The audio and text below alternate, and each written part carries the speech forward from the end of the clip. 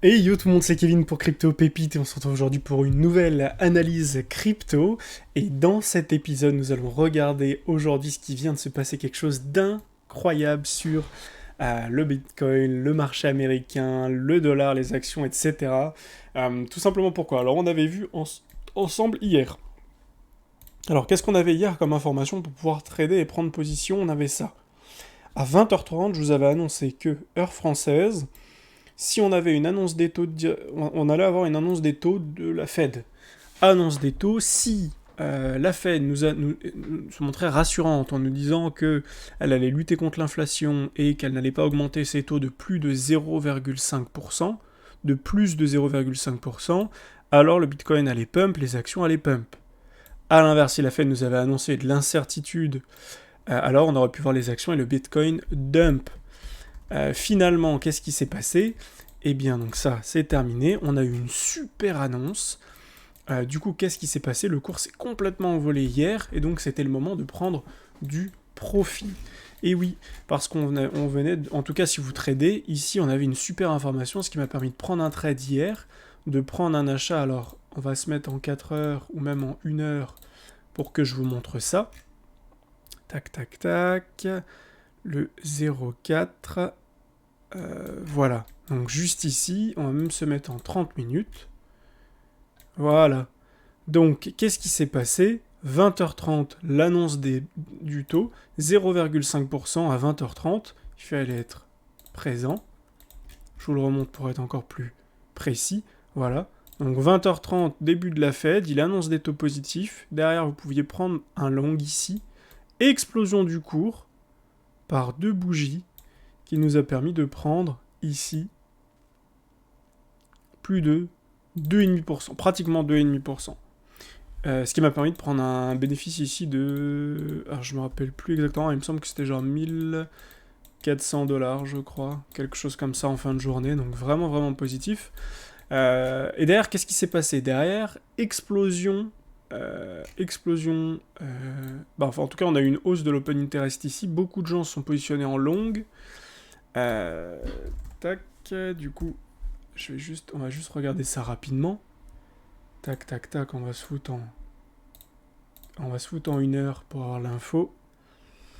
Et on va regarder l'open interest. Voilà, ici on l'avait. Ici on l'avait. Voilà. Qu'est-ce qui s'est passé? Je sais pas si sur le ratio ça va être évident, parce que le ratio des fois est un peu fucked up. Ah oui, je suis en 1 heure, mince. Donc on va se foutre en 30 minutes. Pour aller choper l'info.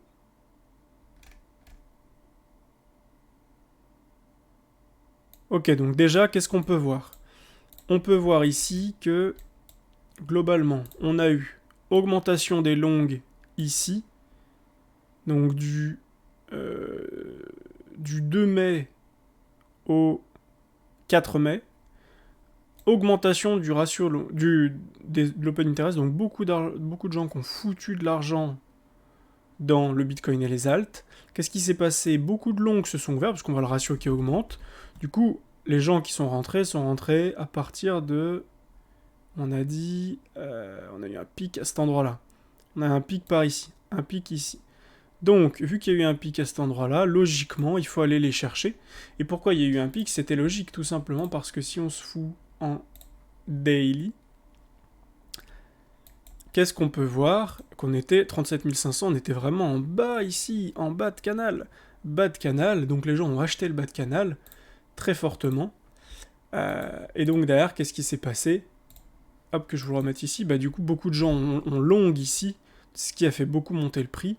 On a eu un bel excès ici avec l'annonce de la Fed, juste là. Annonce de la Fed, mais derrière, qu'est-ce qui se passe? On repart complètement à la baisse parce que c'est pas les institutions qui ont décidé de faire monter les prix ici. C'est énormément de positions qui sont ouvertes en long, beaucoup de particuliers qui ont foutu de l'argent en long dans le Bitcoin en se disant ok, on est en bas de canal, ça va tenir, etc. Annonce de la Fed positive, etc. Qui ont voulu anticiper. Du coup, qu'est-ce qui se passe derrière? On explose complètement, on va chercher complètement ces longues, on les explose complètement en venant ici plus bas, en faisant une mèche même bien basse par ici vers les 35 500. Ici, on l'a quoi 36 500. Ok, 36 500, je l'ai à... Ici, je l'ai à 35 500. C'est bien ça, que je dise pas de bêtises. Voilà. Et donc c'est logique. Pourquoi? Pour faire dégonfler l'open interest, mais du coup qu'est-ce qu'on voit actuellement? Que les longues se rouvrent encore, beaucoup d'open interest qui s'ouvrent, donc il faudrait pas être étonné si on fait ça et qu'on continue d'aller plus bas pour que l'open interest redescende, que les longues continuent de se fermer tranquillement. En termes de liquidation, on peut voir qu'on a eu quand même beaucoup de liquidation, même si malheureusement sur Binance on n'a pas les vraies liquidations, Ouais, malheureusement, on n'a pas ce qu'il faut ici. Hop, on peut peut-être regarder sur Bybit OKEx, peut-être OKEx, ou plutôt... Ça aurait été bien d'avoir du FTX en fait, mais des perps... On va regarder sur Bybit du coup, on va juste regarder les liquidations ensemble.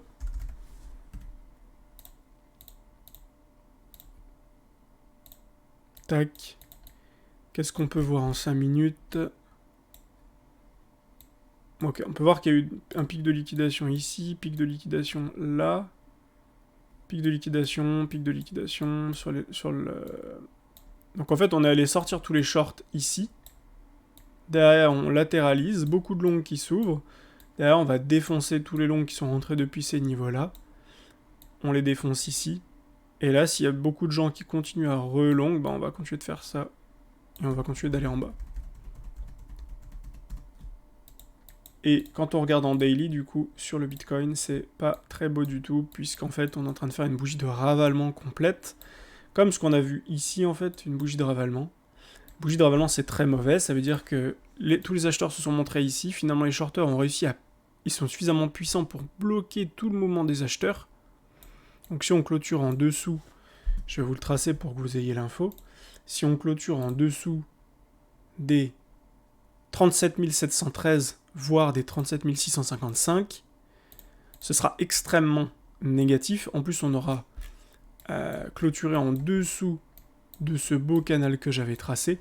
Si on clôture en bas de ce canal, on pourrait vraiment aller beaucoup plus bas. Par exemple, si on prend ça, ça, on pourrait se retrouver rapidement aux 26 000 $. 26 000 $ qui correspond au gap dont je vous parlais hier. Donc c'est cohérent. Maintenant, il y a quand même des choses intéressantes à faire, il y a quand même des trades à prendre. Faut quand même pas se dire, ok, il n'y a rien à faire. Et c'est ce que je vous montrais en fait la dernière fois. C'est que là, typiquement, on a eu une cassure. Et là, sur cette cassure, ici, regardez, ici, on avait un mouvement très clair. Ici, on a une cassure en 1 minute. On pouvait prendre un short ici, stop juste au-dessus, ce qui vous faisait prendre un risque de moins d'1% pour un gain potentiel de, si vous preniez dans la descente, un gain potentiel de 5%, c'est monstrueux. Du coup, ce qui s'est passé, c'est que j'ai vu que ça cassait. J'ai vu que ça cassait ici. Enfin, en fait, j'ai vu que déjà que ça baissait beaucoup, ça baissait, et que le dollar montait. J'ai vu ici que ça cassait. J'ai pris un short, ici. Ça a baissé, ça a même bugué sur l'appli et tout. Enfin bref, c'était un peu n'importe quoi, la vitesse où c'est allé, il y a eu énormément de volume. Du coup, quand j'ai vu qu'il y avait énormément de volume ici, j'ai revendu vers les 36 300 par ici. Voilà. Ce qui m'a permis de prendre 1500 ou 1600 sur le trade. Donc vraiment intéressant. Et là derrière, on a latéralisé. On a fait un sorte de petit canal descendant. J'ai voulu le tracer rapidement, mais c'est pas terrible. Donc quand même un petit truc, mais bon, c'est pas fou. Donc j'ai voulu voir ce qu'on pouvait faire. On pourrait tracer aussi quelque chose comme ça. En tout cas, ce qui est sûr, c'est que si on veut prendre un peu plus de recul, globalement, tant qu'on ne redépasse pas les 37 523, il se passe rien. Tant qu'on ne va pas en dessous des 35 535, il se passe plus rien. Maintenant, à court terme, on peut se tracer des trendlines, on peut tracer des choses, effectivement. On peut voir ça, qui était intéressant. Hop. Voilà. On a ça qui est intéressant. On pourrait le tracer comme ça, mais on pourrait aussi juste tracer des lignes toutes droites. Donc bon, pour l'instant, il n'y a pas beaucoup d'éléments. J'avais quand même décelé ici un canal descendant, quelque chose comme ça, qui était plutôt pas mal, au final. Je vais enlever l'aimant pour vous montrer. On avait un beau canal descendant ici, quelque chose comme ça. Voilà. Donc on avait un beau canal descendant ici, qui a été passé par le haut, finalement petit pullback, on casse, avec une bougie de ravalement ici, la verte. Derrière on monte. Donc, bon, quand même, encore une fois, sur ce mouvement, on casse ici, vous pouvez prendre un achat ici, bon, derrière, le stop, c'était un peu compliqué, mais si, au final, le stop, vous le mettiez en dessous de la bougie précédente, donc là, on a cassé sur celle-ci, vous mettiez un stop en dessous de celle-là, juste ici, derrière, on faisait ça, on redescend, grosse bougie de ravalement, derrière, on part, et là, ici, vous aviez acheté sur cette bougie, vous risquiez 0,47, vous pouviez prendre 0,95, actuellement on est à 0,30, ce qui est pas mal en soi, Mais bon, ça c'est pour les personnes qui sont un peu plus aguerries. Pour l'instant, je vous propose de temporiser. Moi j'ai réussi ici à trifouiller, à me prendre un petit trade, à prendre un plus 300$, mais pas quelque chose d'incroyable, et pas quelque chose de très sûr, donc c'était plutôt pour tester, puisque je venais de faire une belle journée et que je voulais me tester quelque chose. Donc voilà pour ça. Le dollar, qu'est-ce qui se passe? Alors, le dollar, on l'avait pas regardé hier, mais ce que j'avais vu, j'ai oublié de vous en parler hier, on avait eu un beau canal ascendant ici. En tout cas, ce qui est sûr, c'est on est monté. Finalement, on a fait ce triangle, on l'a cassé par le bas ici, lors de l'annonce. Le dollar s'est écroulé. Et derrière, forcément, vu que il y a eu beaucoup de longues sur le BTC, et bien à l'inverse sur le dollar, en fait, vu qu'on fait l'inverse du BTC, le dollar a explosé à la hausse. Et c'était pas étonnant. Parce que ici, je vais vous le mettre en daily, qu'est-ce qu'on attendait? Sur le dollar, on s'attendait à venir chercher toute la liquidité ici, en fait.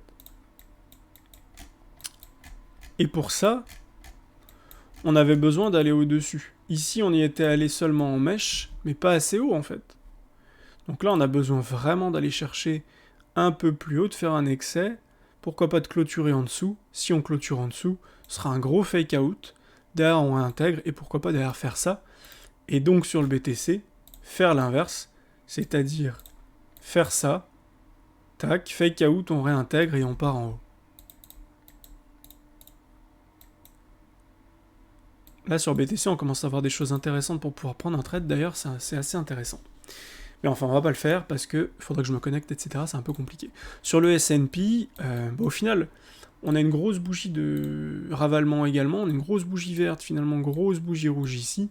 On va se le regarder sur ça, pour que vous ayez plus la visibilité. Grosse bougie verte, grosse bougie rouge qui ravale complètement pour l'instant. Si on clôture au-dessus des 4171, ce sera hyper négatif. Si on clôture en dessous des 4142, ce sera encore plus négatif. Ce qui est sûr, c'est que là, actuellement, bah, c'est pas beau, mais ça tient. Les supports tiennent. Même si c'est dégueulasse, donc à voir ce qui va se passer. Si effectivement on fait cet excès et qu'on clôture en dessous là, effectivement derrière on pourrait avoir peut-être une petite réintégration, ok, mais on aurait de grandes chances de voir ça et ça. Donc attention, restez un petit peu loin des marchés si vous avez le cœur pas bien accroché. Ici, il y a la possibilité de faire vraiment beaucoup de thunes, parce qu'il y a de la volatilité, mais il faut savoir ce qu'on fait. Il faut pas faire n'importe quoi. C'est pour ça d'ailleurs que je vous préparais. J'essayais de vous préparer une formation, mais ça me prend beaucoup de temps. J'accompagne aussi des gens en individuel pour les aider à faire du profit, peu importe que le marché monte ou pas. Donc ouais, je peux pas m'occuper de tout, mais n'hésitez pas à me dire en commentaire si vous êtes intéressé par quelque chose en particulier, et je prendrai le temps de vous expliquer plus en détail. En tout cas, qu'est-ce qu'on a besoin de regarder maintenant? Bah au final, pas grand-chose. En fait, qu'est-ce qui s'est passé? On est venu liquider beaucoup de gens ici.